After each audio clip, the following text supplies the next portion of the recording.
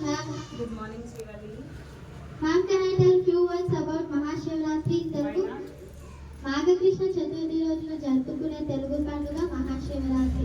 శివరాత్రి రోజు అందరూ ఎంతో భక్తి శ్రద్ధలతో జరుపుకుంటారు. శివరాత్రి చాలా మందికి ఇష్టమైన పండుగ. కైలాసంలో పరమేశ్వరుడు నిత్యం తపస్సులో ఉండేవాడు. కైలాసానికి సమీపంలో పర్వతరాజు హిమవంతుడు అతని భార్య మేనకాదేవి నివాసం ఉండేవారు. పార్వతీదేవి ఈ దంపతుల కుమార్తె. పార్వతీదేవి శివుడిని ఆరాధించేది. శివుడిని వివాహం చేసుకోవాలని నిశ్చయంతో ఉండేది. ఒకరోజు నారద మహర్షి పార్వతీదేవి అభిష్టాన్ని హిమవంతుడికి చెప్పగా పార్వతీదేవిని శివుడి పూజకు పంపుతాడు. పార్వతీదేవి శివుడి ప్రసన్నం కోసం కైలాసంలోనే పూజలు చేస్తూ ఉండేది.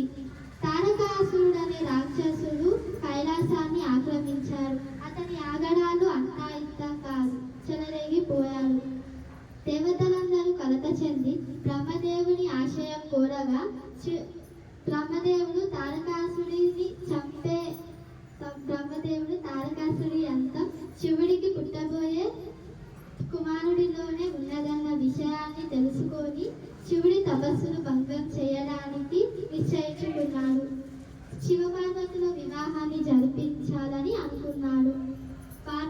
మన్మధుడిని పిలవగా మన్మధుడు అతని భార్య రతిదేవి ఇద్దరు కలిసి శివుడి తపస్సును భంగం చేయడానికి బయలుదేరుతారు. శివుడు ధ్యానంలో ఉండగా మన్మధుడు శివుడిపైకి బాణాలు విసరగా తపోభంగం కలిగిన శివుడు ఆ ఉగ్ర రూపంతో మన్మధుడిని భస్మం చేస్తాడు.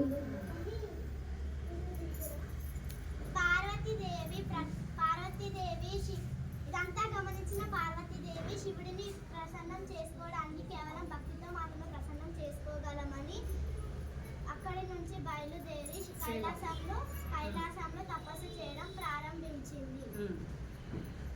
శివుడు ఒక మహర్షి రూపంలో వచ్చి ఆ పార్వతీదేవికి శివుడు ఒక మోసగాడని అతన్ని నమ్మవద్దని చెప్తుంది. శివుడి పరమ భక్తురాలైన పార్వతీదేవి ఆ మునిపై ఆగ్రహం వ్యక్తం చేసింది. అప్పుడు శివుడు మహర్షి శివుడి రూపంలో వచ్చి పార్వతీదేవి భక్తికి మెచ్చి తనని వివాహం చేసుకుంటానని చెప్తాడు. సకల దేవతల సమీపంలో శివపార్వతుల కళ్యాణం జరుగుతుంది. శివుడు దీక్ష పొందినవాడు. శివుడు అభిషేక ప్రియుడు. మహాశివరాత్రి నాడు సూర్యోదయం నుంచి చంద్రోదయం వరకు శివుడికి అభిషేకాలు చేస్తారు. మరుసటి రోజు శివుడికి పూజలు చేసి నైవేద్యం సమర్పించి ఉపవాసాన్ని విడుస్తారు. జాగారం అంటే ఇప్పటి వరకు మీరు శివ పార్వతి కళ్యాణం గురించి, తర్వాత ఉపవాసం గురించి చెప్పాలి. ఇప్పుడు నువ్వు జాగారం గురించా? ఓకే. హిందూ పురాణాల ప్రకారం పరమశివుడు గరళ మింగి కాపాడిన మహాబాహుల చతుర్దశి నాడు మహాశివరాత్రి జరుపుకుంటారు.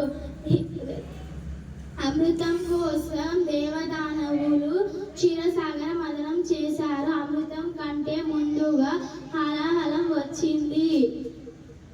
లోకాన్ని రక్షించడానికి మహాదేవుడు ఆ విషాన్ని కంఠంలో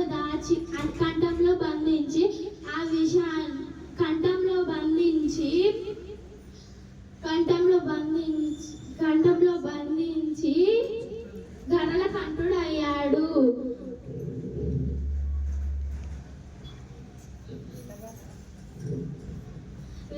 వెంటనే నీలకంఠుడు మూర్చపోయాడు. ఆ విషం తాగింది కాబట్టి ఆ పవర్కి ఆయన మూర్చిపోయాడు శివుడు. ఓకే. శంకరుడు మేలుకొచ్చేంత వరకు దేవతలు జాగారం చేశారు. అందుకే జాగారం మొదలైంది. ఓకే, జాగారం ఎందుకు చేస్తారో మనకి యాక్చువల్గా తెలీదు.